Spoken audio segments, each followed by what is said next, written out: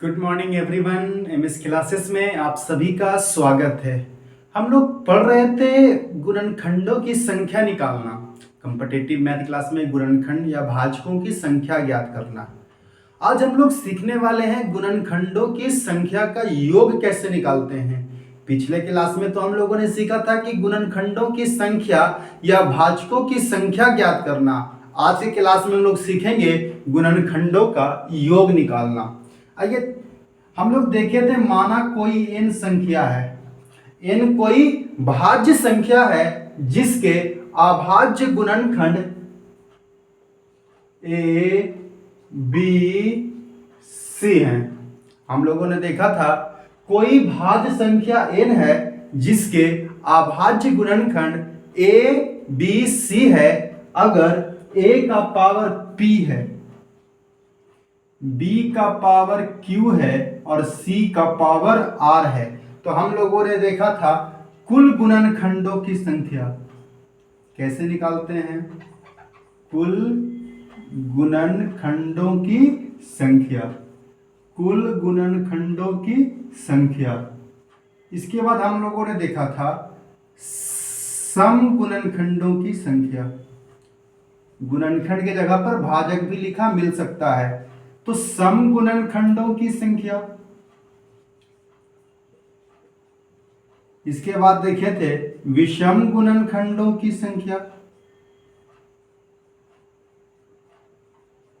विषम गुणनखंडों की संख्या। और एक देखे थे अभाज्य गुणनखंडों की संख्या। अभाज्य गुणनखंडों की संख्या, ध्यान दीजिएगा। तो हम लोगों ने क्या देखा था, कुल गुणनखंडों की संख्या निकालने के लिए सभी में एक एक जोड़ के गुना करते हैं। किसमें? पावर में ना। तो क्या हो जाएगा, p प्लस 1 गुना q प्लस 1 गुना और r प्लस 1। हमने बताया था कुल गुणनखंडों की संख्या निकालने के लिए सभी में एक एक जोड़ के गुना करते हैं, जबकि सम गुणनखंडों की संख्या निकालने के लिए सम वाला को सेम छोड़ देते हैं। तो सम का पावर p है ना, तो p को सेम रहने दीजिए, सम वाला में नहीं जोड़ेंगे और बाकी में एक एक जोड़ के गुना करते हैं। तो बाकी q प्लस 1 गुना r प्लस 1। अगर विषम गुणनखंडों की संख्या निकालना है तो सम वाले से मतलब नहीं है, केवल विषम, क्योंकि बताए थे ए सम अभाज्य गुणनखंड है जबकि बी और सी विषम अभाज्य गुणनखंड हो, तभी कंडीशन था। तो ए की जगह पर कोई सम संख्या रहेगा, बी और सी की जगह पर कोई विषम संख्या रहेगा। तो विषम गुणनखंडों की संख्या क्या हो जाएगा, q plus 1 into R plus 1। Power में एक एक जोड़ के गुना करते हैं। अभाज्य गुणनखंडों की संख्या निकालना आसान है, सब पावर को जोड़ देते हैं, तो यही अभाज्य गुणनखंडों की संख्या निकलती है। पीछे क्लास में हम लोगों ने कुछ क्वेश्चन भी प्रैक्टिस किया था। आइए आज और आगे बढ़ते हैं। आज हम लोग पढ़ने वाले हैं गुणनखंडों का योग या गुणनखंडों का जोड़। ध्यान दीजिएगा, गुणनखंडों का योग,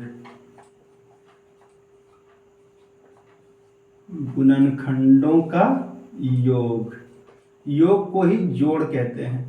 मान लेते हैं कोई संख्या हमारा n है जिसके n कोई भाज्य संख्या है, कटने वाली संख्या है, जिसके अभाज्य गुणनखंड a b c है। और भी हो सकता है, जरूरी नहीं कि 3 ही हो, 5 6 7 सभी के लिए लागू होगा।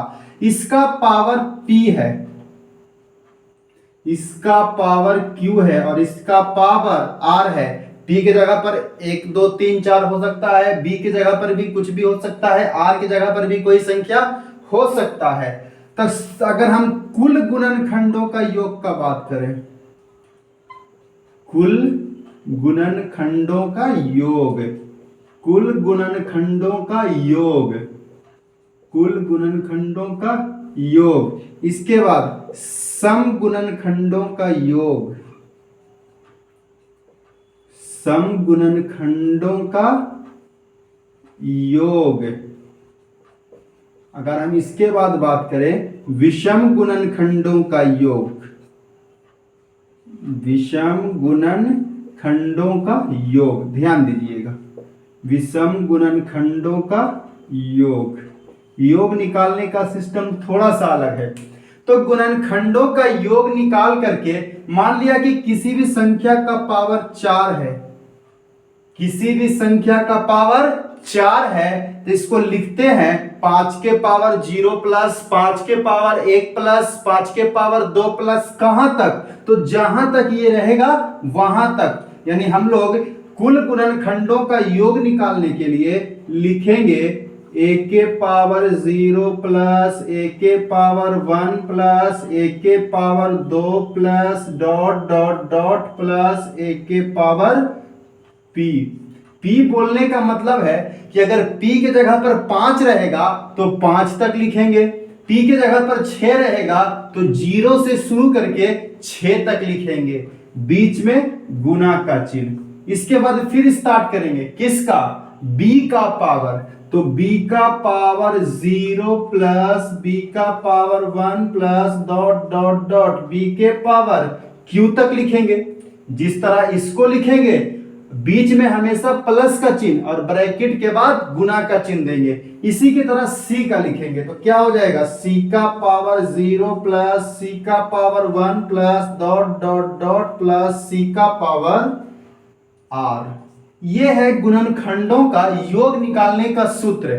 अगर गुणनखंड p का मान 4 तक रहेगा तो एक p का मान 4 रहेगा, यदि a का पावर 4 रहेगा तो लिखेंगे a का पावर 0 प्लस a का पावर 1 प्लस a का पावर 2 प्लस a का पावर 3 प्लस a का पावर 4।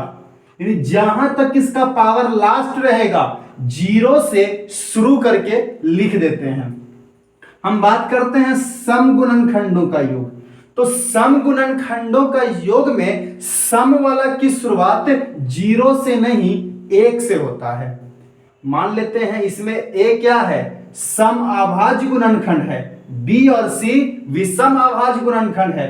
तो जो सम अभाज्य गुणनखंड रहेगा, सम अभाज्य बोलने का मतलब है कि a का मान 2 रहेगा, क्योंकि 2 ही तो है जो इकलौता सम अभाज्य संख्या है।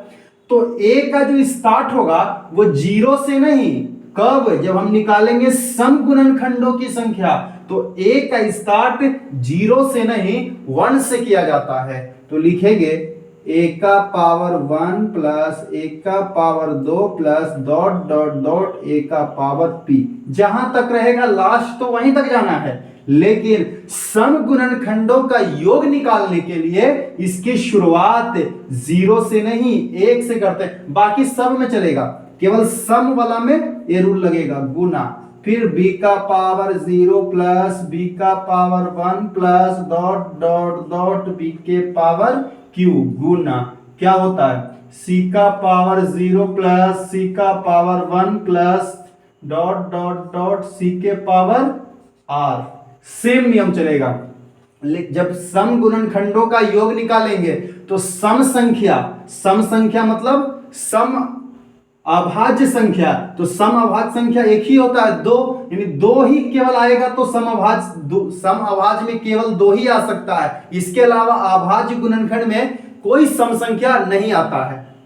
विषम गुणनखंडों निकालना आसान है, विषम निकालने के लिए हमको सम से मतलब ही नहीं रहेगा। ना विषम गुणनखंडों का संख्या निकालिए चाहे विषम गुणनखंडों का योग निकालिए, सम वाले को छांट दीजिए तो हो जाएगा b के पावर 0 प्लस b के power 1 plus dot dot dot plus b के पावर r।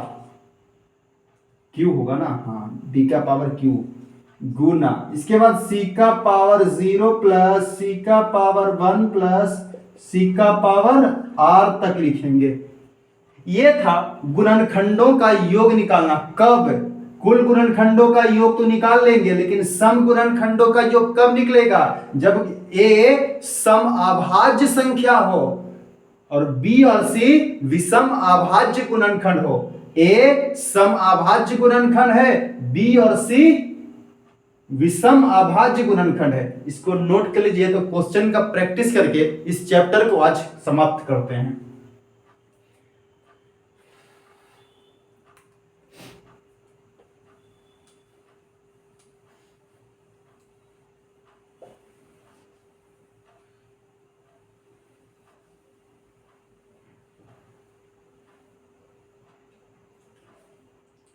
आइए कुछ क्वेश्चन का प्रैक्टिस करते हैं। एक संख्या लेते हैं जिसका है 96। सबसे पहला काम है इसका हम लोग अभाज्य गुणनखंड करेंगे। आइए इसका अभाज्य गुणनखंड करते हैं। 2 से 48, 2 से 24, 2 से 12 यानी 12, 2 से 6 और 2 से 3, 3 से एक बार में। बताइए 96 को हम लोग क्या लिख सकते हैं? तो 96 को 2 का पावर 1, 2, 3, 4 और 1 5, 2 का पावर 5। बताइए 2 कैसी संख्या है?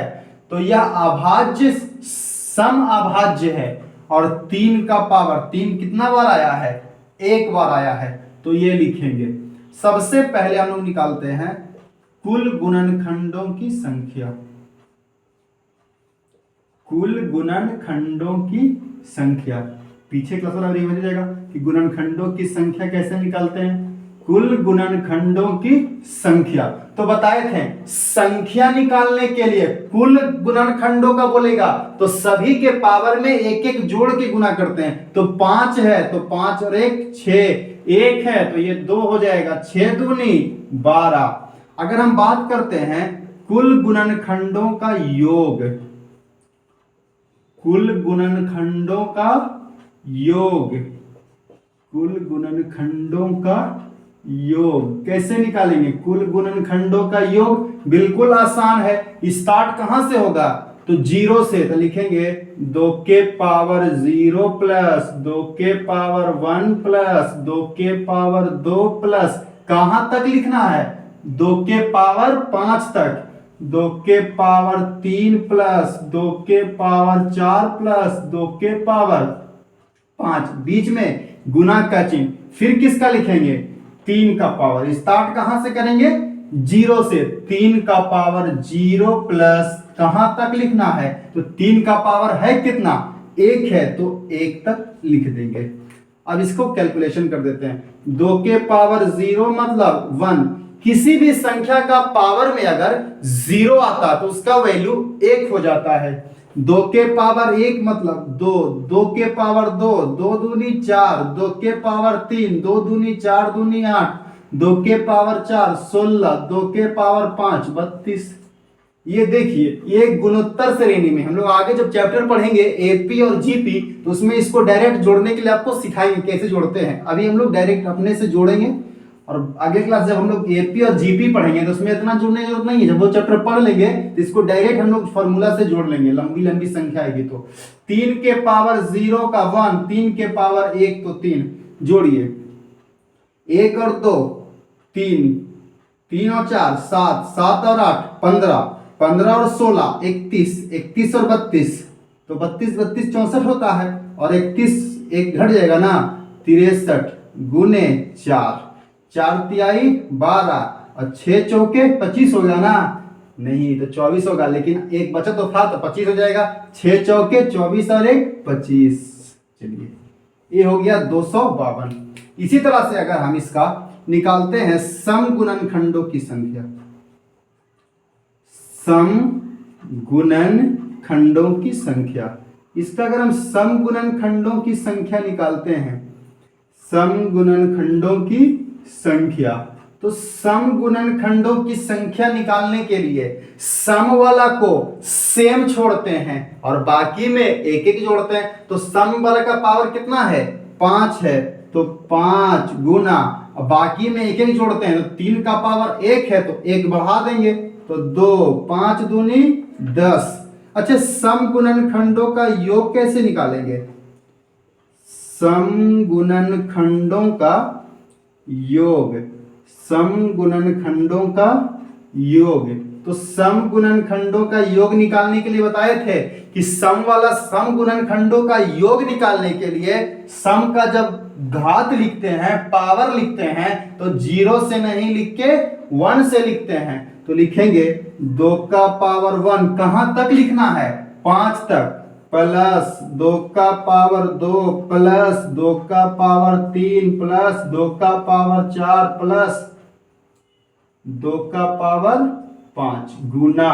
अब किसका लिखेंगे? तो विषम वाले का लिखेंगे। तो कितना हो जाएगा? 3 का पावर 0 प्लस 3 का पावर 1।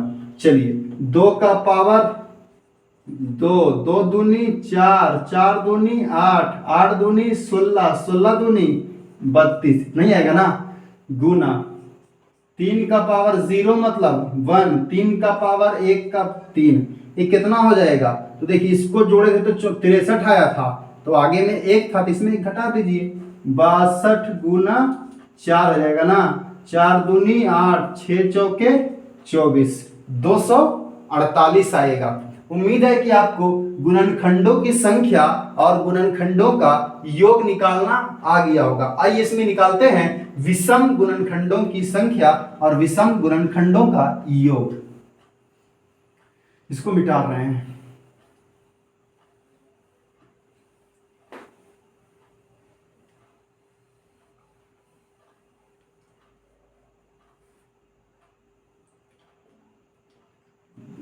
आइए इसका निकालेंगे विषम गुणनखंडों की संख्या। विषम गुणनखंडों की संख्या, विषम गुणनखंडों की संख्या बताए थे। विषम गुणनखंडों की संख्या निकालने के लिए सम वाला को छोड़ देते हैं और विषम वाला में एक एक जोड़ के गुना कर देते हैं। तो इसमें विषम एक ही गुना आया है, इसमें एक जोड़ दीजिए, 1 और 1 2।